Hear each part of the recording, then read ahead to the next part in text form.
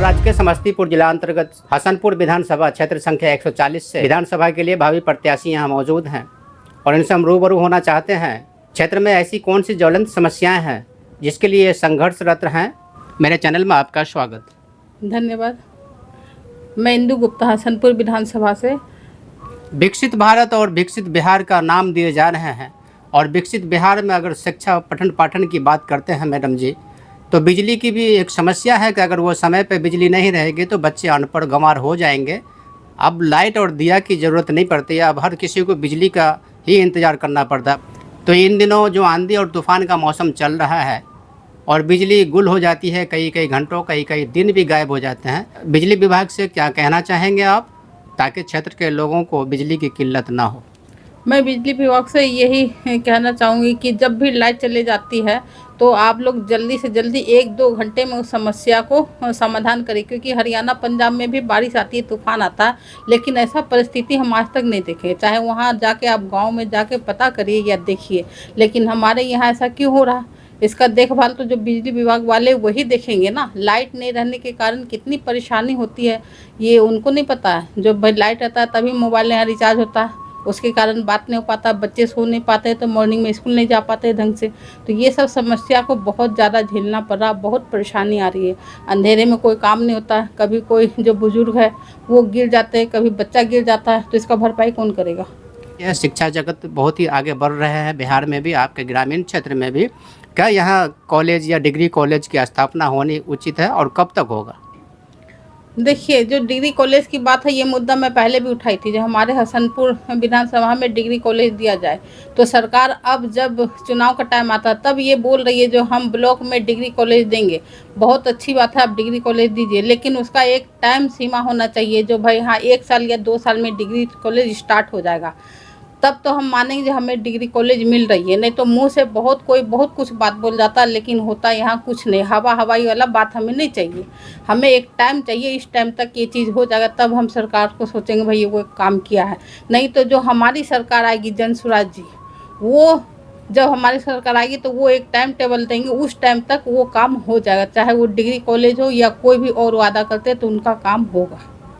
पंजाब, हरियाणा इत्यादि अनेकों राज्य ऐसे हैं जहां किसानों की आय दोगुनी तिगुनी तो होती ही है, लेकिन उसके फसल उपजाऊ के लिए सरकार के द्वारा बहुत संसाधन उपलब्ध कराई जाती है।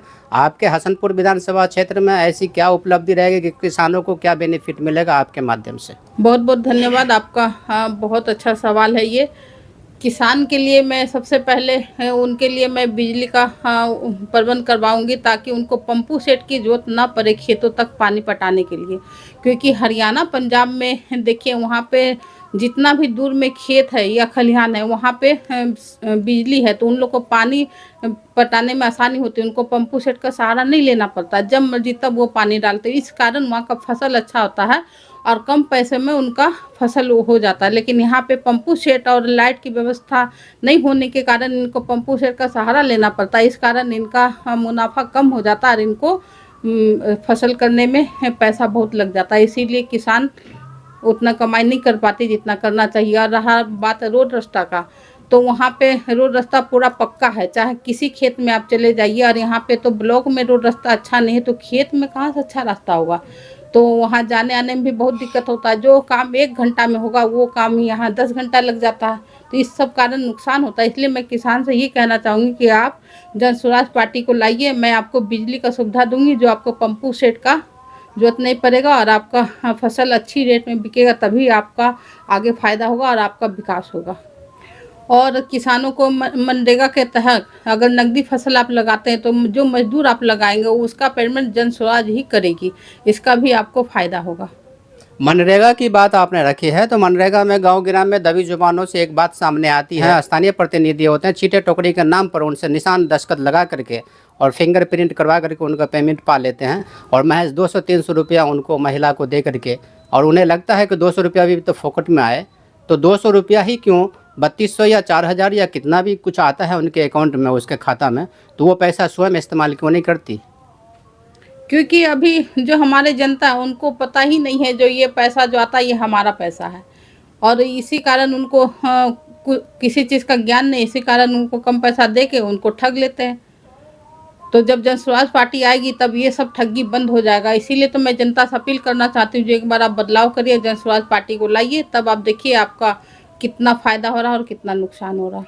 समाज के सभी वर्गों को मोदी सरकार और नीतीश सरकार पर अटल विश्वास बना हुआ है और बहुत ही गुणगान करते हैं कि उनके ज़माने में 5 किलो अनाज उनको फ्री में मिलता है। मैं जनता से यही कहना चाहूँ कि मैं मोदी सरकार की तरह आपको 5 किलो अनाज का भीख नहीं देने का काम करूँगी। मैं आपको 50 किलो अपने से अनाज का व्यवस्था करने का प्रबंध करवाऊँगी। पलायन हो रहे हैं मजदूरी के लिए, दिल्ली, पंजाब, कलकत्ता बोले, और विदेश विदेश में भी लोग बिहार से जा रहे हैं। आपके क्षेत्र से भी पलायन होती है, लोग धान काटने के लिए और भूसा उठाने के लिए पंजाब हरियाणा जाते हैं। उसके लिए क्या प्रबंध किया जाएगा? उसके लिए मैं प्लान को रोकना चाहूँगी, जो यहाँ पे खुद ऐसा व्यवस्था किया जाएगा, जो हमारे जो युवा है जो हरियाणा पंजाब जाते हैं, हरियाणा पंजाब जाके वो युवा से पूछे जो उनका क्या परिस्थिति रहता है। जब एक बार बच्चा बीमार हो जाता है तो कोई उनको एक गिलास पानी देने वाला भी नहीं होता है। तो मैं इसी कारण चाहूँगी जो प्लान रुके, यहाँ पे शिक्षा पे अच्छा से अच्छा काम हो, और कोई छोटा मोटा जो योग है वो भी लगाए, ताकि 10 से 15 हज़ार 20 हज़ार हमारे युवा यही कमाएंगे, तो वो पलायन क्यों करेंगे। हर परिवार में हम रोजगार का व्यवस्था करने का कोशिश करेंगे, और महिला को भी कोशिश करेंगे जो वो भी छोटा मोटा काम कर पाए। जैसे महिला को जब जन स्वराज की सरकार आएगी, तो वो जो हम लोग यहाँ पे ग्रामीण जो है जो लोन उठाते हैं, वो लोन कम पैसे में दिया जाएगा। 1 लाख रुपया अगर देंगे तो उनको हम साल में 4,000 रुपया ही ब्याज दिया जाएगा। 1 लाख रुपए से जो हमारे ग्रामीण के लोग हैं वो यहाँ पे देखते हैं, जो गाय का सबके घर में देखिए गाय पालन किया जाता है, तो उसे 2 गाय खरीद के वो सेंटर में दूध बेच कर अपना घर भी चला सकती है। और उसके बाद 1 लाख से लेके 5 लाख तक रुपए लोन दिया जाएगा उनको। और जो हमारे वृद्ध महिला है जो 60 साल से ऊपर है, जिनको 400 रुपये पेंशन दिया जाता है, जिस पे आज कोई सरकार कभी कोई बात नहीं किया है, उसे 400 से लेके 2,000 तक दिया जाएगा। क्योंकि 400 रुपये में एक बार डॉक्टर का फीस भी पूरा नहीं होता है। अगर 2,000 रुपये दिया जाएगा तब जाकर उनका 1 महीना का मतलब डॉक्टर फीस या छोटा मोटा खर्चा निकल पाएगा, तो उस पर भी काम की जाएगी। तेजस्वी यादव ने तो घोषणा किया है, माएँ बहन मान योजना के तहत हर महिला को 2500 रुपया मिलेगा हर महीना।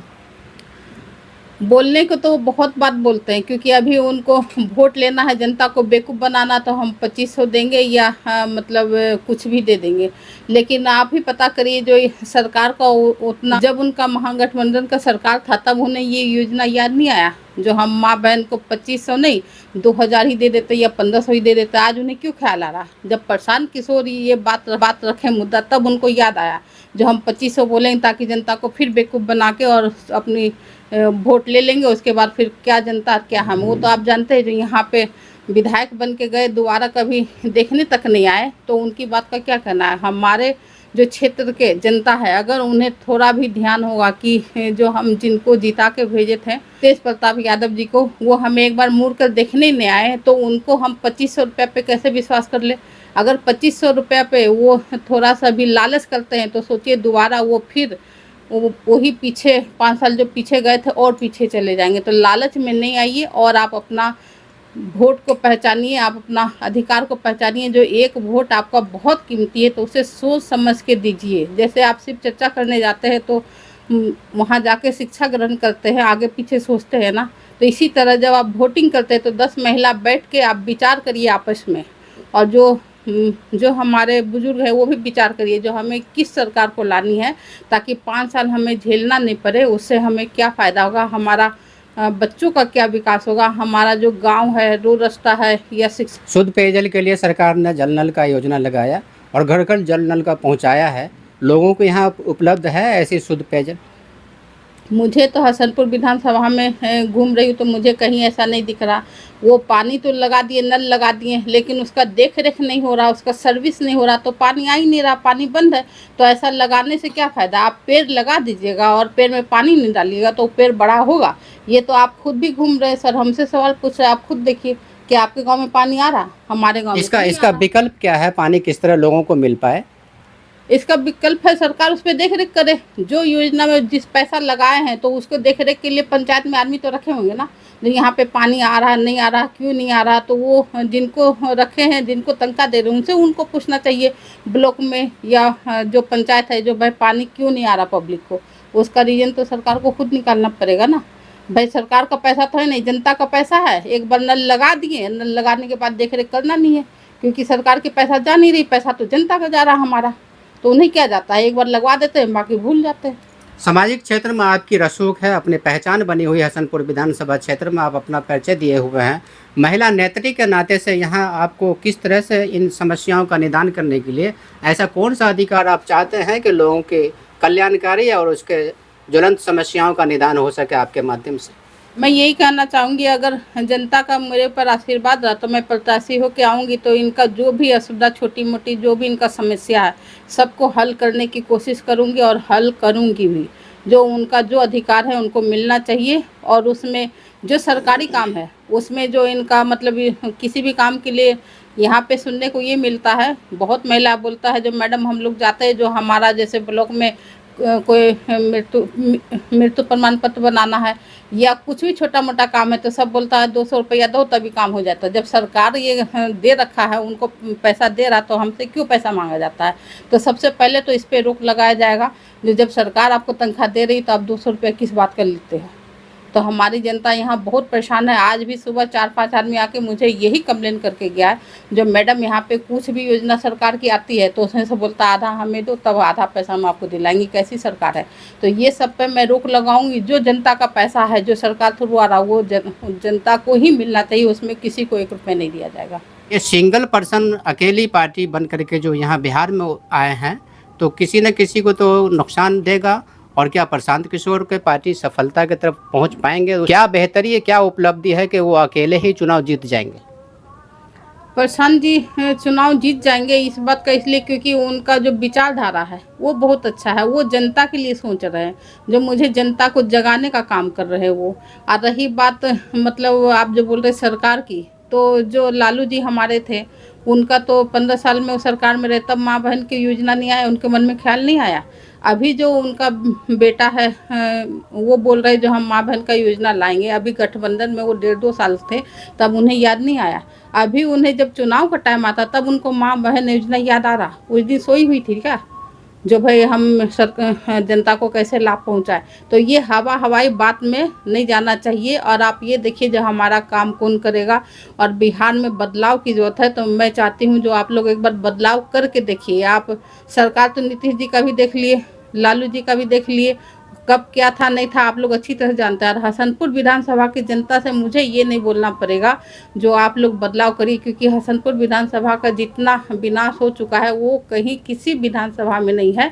इसलिए आप लोग को बदलाव करना चाहिए। अगर कोई नया दुकान भी खुलता है तो आप लोग एक बार वहाँ जाते हैं, देखते हैं सामान और बोलते हैं चलो एक बार ले के देखते हैं। अगर ये सामान अच्छा नहीं हुआ तो दूसरी बार हम ये सामान नहीं लेंगे, हम दूसरे दुकान में ही लेंगे। तो आपको एक बार जन स्वराज पार्टी नहीं है, उनको एक बार मौका दीजिए। अगर वो काम नहीं करती है तो दोबारा आप उनको वोट नहीं दीजिएगा, मेरा यही मानना है।